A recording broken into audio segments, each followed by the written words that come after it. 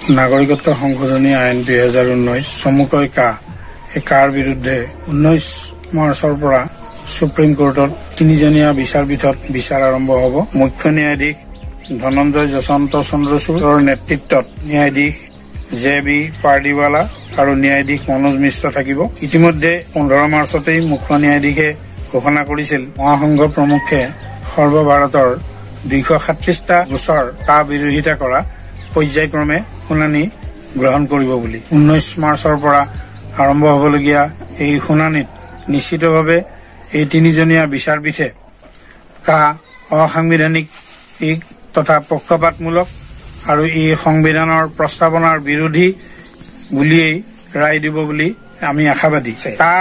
বিৰোধিতা কৰা গোচৰটোৰ মূল বিষয়টো হ'ল 1946 চনৰ বিদেশী আইনৰ অধীনস্থ বিদেশী হুকুম 1948 সংশোধন কৰি 3 ক যুক্ত কৰা আৰু লগতে পাছপোৰ্ট আইন 1920ৰ অধীনস্থ নিয়ম 1950 সংশোধন কৰি নিয়ম 4 উপবিধি 1 যুক্ত কৰি জাৰি কৰা 2015 চনৰ 7 ছেপ্টেম্বৰৰ অধিসূচনাখনকেই অবৈধ হিচাপে প্ৰত্যাহ্বান জনোৱা হৈছিল।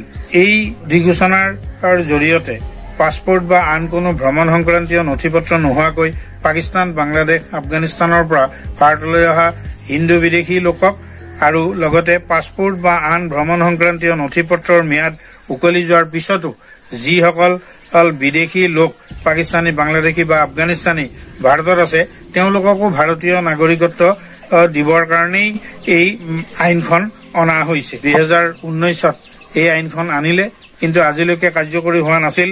কিন্তু আগন্তুক নিৰ্বাচনৰ পৰিপ্ৰেক্ষিতত ৰাজনৈতিকভাৱে যাতে বিজেপিয়ে ৰাজনৈতিক লাভালাভ হয় তাৰ কাৰণেই এই অধিসূচনাৰ জৰিয়তে এইখন কাৰ্যকৰী কৰিবৰ কাৰণে বিজেপিয়ে আগবাঢ়িছে আৰু এই সম্পৰ্কতো আমি মহাসংঘই প্ৰত্যাহ্বান জনাইছো আৰু এই গোচৰটো কালি 3জনীয়া বিচাৰপীঠত বিচাৰৰ কাৰণে আহিব। আটাইতকৈ গুৰুত্বপূৰ্ণ কথা, অসম সন্মিলিত মহাসংঘই ভিত্তিবছৰ ভাৰতৰ সংবিধান মতে 1951 হ'ব লাগিব এই স্থিতি বাহাল ৰাখি আমি বিৰোধিতা কৰিছো। কিন্তু দুৰ্ভাগ্যজনকভাৱে অসমৰ আন দল সংগঠনবোৰে কিন্তু 1971লৈকে অবৈধ বিদেশী ৰাখিহে বিৰোধিতা কৰিছে। এইটো এটা ডাঙৰ পাৰ্থক্য।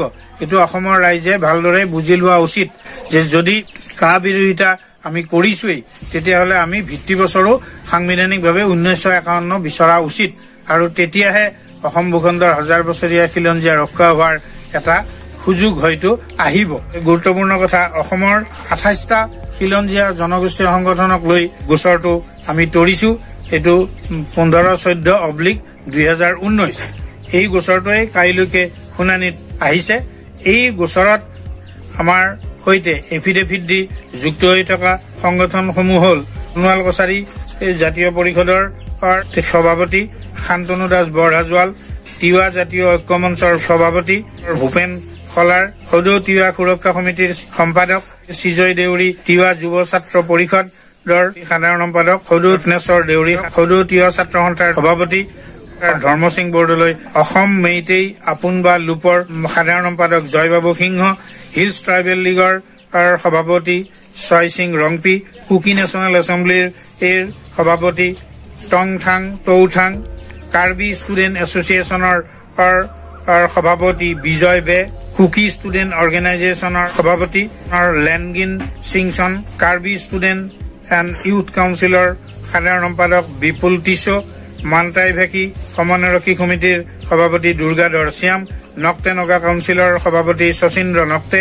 ফুৰালুং সংঘ অসমৰ সভাপতি জ্ঞানানন্দ ফুকন, সদৌ অসম বৌদ্ধ মহাসভাৰ সভাপতি জ্ঞান পাল মহাথেৰ, সিংফৌ জাতীয় পৰিষদৰ সভাপতি বিশা নং সিংফৌ, টাংচা জাতীয় পৰিষদৰ সভাপতি নং য়ংকুক, সদৌ অসম চেমা নগা কাউন্সিলৰ সভাপতি কাহতো চেমা, সদৌ অসম টাইফাকে জাতীয় পৰিষদৰ সাধাৰণ সম্পাদক আইমুন চাখাপ, মৰাণ সাহিত্য সভাৰ সম্পাদক অজিত মৰাণ, মোহন দেওধাই বাইলুং সন্মিলন অসমৰ সভাপতি মনোৰঞ্জন ফুকন, তুৰুং জাতীয় পৰিষদ অসমৰ সাধাৰণ সম্পাদক চানু শ্যাম, সদৌ অসম টাই খামিয়াং জাতীয় পৰিষদৰ সভাপতি নৰেন্দ্ৰ নাথ শ্যাম, টাই খামতি জাতীয় পৰিষদৰ সভাপতি ৰজত নামচুম গোহাঁই, সদৌ চুতীয়া জাতি সন্মিলন অসমৰ সাধাৰণ সম্পাদক হৰেণ চুতীয়া, দেউৰী সংগ্ৰাম সমিতিৰ সভাপতি জি.আৰ. প্ৰদীপ দেউৰী, গৰিয়ামৰীয়া দেখি জনগোষ্ঠীয় পৰিষদৰ সাধাৰণ সম্পাদক ফজলুল কৰিম হাজৰিকা আৰু অসম জাগ্ৰত মহিলা পৰিষদৰ সভানেত্ৰী আভা বৰাই শপতনামা যোগে আমাৰ এই গোচৰটোত সহযোগী হৈ আছে আৰু কাইলৈ এই সকলোকে সামৰিয়েই এই বিচাৰপীঠ অনুষ্ঠিত হ'ব। ন্যায়াধীশ ধনঞ্জয় যশৱন্ত চন্দ্ৰচূড় ডাঙৰীয়াৰ নেতৃত্বত 3জনীয়া বিচাৰপীঠত অৰ্থাৎ নাগৰিকত্ব সংশোধনী আইন 2019 সম্পৰ্কত শুনানি অনুষ্ঠিত হৈ যায়। এই শুনানিত ন্যায়াধীশ জে.বি. পাৰ্দিৱালা আৰু ন্যায়াধীশ মনোজ মিশ্ৰ মুখ্য ন্যায়াধীশৰ সৈতে আছিল। এই 3জনীয়া বিচাৰপীঠে আজি 2019 নাগৰিকত্ব সংশোধনী আইন সম্পৰ্কত আৰম্ভ হোৱা এই বিচাৰৰ ক্ষেত্ৰত ভাৰত চৰকাৰে 4 সপ্তাহ সময় বিচাৰিছিল যদিও মুখ্য ন্যায়াধীশে মাত্ৰ 3 সপ্তাহ সময়হে মঞ্জুৰ কৰি পৰৱৰ্তী 9 এপ্ৰিলত শুনানিৰ দিন ঘোষণা কৰে।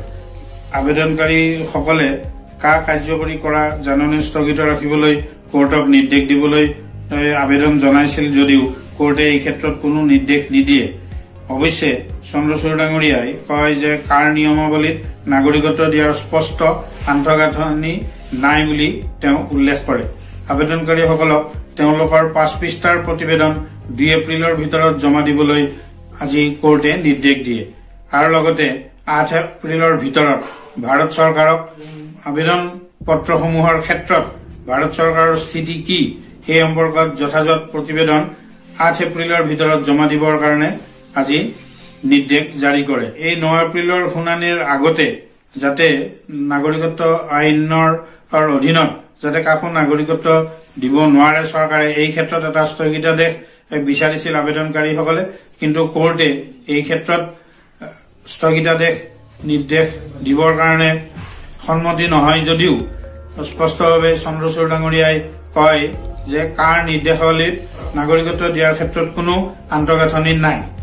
অৱশ্যে আমি অসম সন্মিলিত মহাসংঘই আবেদনকাৰী হিচাপে আমি এই কথাটো ক'ব খোজো যে আজি যদি এটা স্থগিতাদেশ জাৰি কৰিলেহেঁতেন তেনেহলে নিশ্চয় এইটো ভাল হলহেঁতেন বুলি আমি ভাবো। নাগৰিকত্ব আইনখন আইন হোৱাৰ 4 বছৰ পিছত আজি এই আইনখন কাৰ্যকৰী কৰিবৰ কাৰণে ভাৰত চৰকাৰে 11 মাৰ্চত অধিসূচনা জাৰি কৰিছে। তাৰ অৰ্থ হল আগন্তুক নিৰ্বাচনত যাতে তেওঁলোকে বেনিফিট হয় BJP.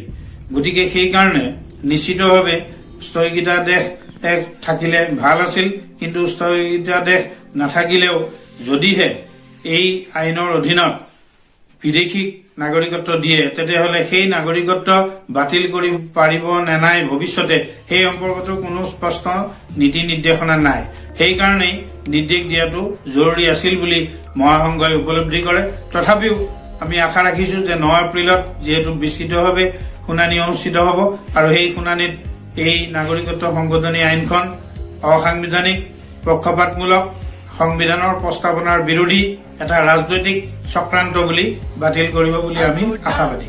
Holiday planning Bollywood movie नहीं लगती? कहा ना जिम नहीं भैया पूल। तो भाइयों में दुश्मनी? बस ब्रेकफास्ट इंक्लूडेड हो। आस लगाई बैठी एक माँ। बजट में आएगा? एक कंजूस सेठ जी और मुझे बचाने हीरो की सीधी मारेंगे।